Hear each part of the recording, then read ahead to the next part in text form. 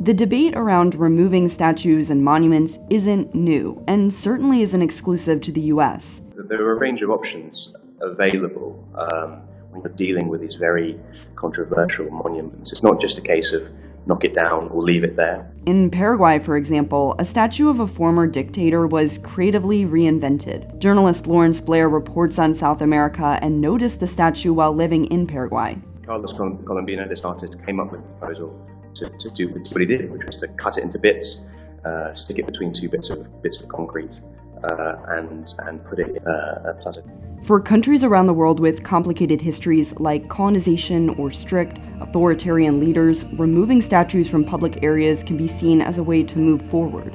In Taiwan, a memorial hall and buzzing tourist spot has a massive bronze statue of Kai-shek, a former dictator. But some lawmakers in the country want it removed. Shang memorials in other parts of the country are looming reminders of Chinese colonialism, not Taiwanese nationalism. Many of the statues have been moved to a park in Taoyuan, Taiwan. This kind of process of removal can actually be a healing process. Healing is what some in South Africa say they wanted, as they demanded a statue of Cecil Rhodes, a former British colonist, to be removed from the University of Cape Town. A statue has a purpose. And it has a real-life effect, whether we admit it or not. But removing a statue, and some would say also removing the history the statue represents, can be extremely divisive. Statues and monuments, they're not neutral. They're not sort of an impartial, dispassionate record of some moment in history. They're always incredibly political in terms of when they were put up, why they were put up, for what reason.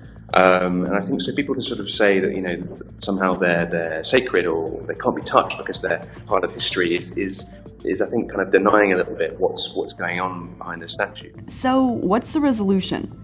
Blair has a suggestion. So a good compromise to those saying, in different contexts, saying, we can't erase history, we have to remember the past, is to say, okay, fine, well, the statue is going to be altered or it's going to be changed.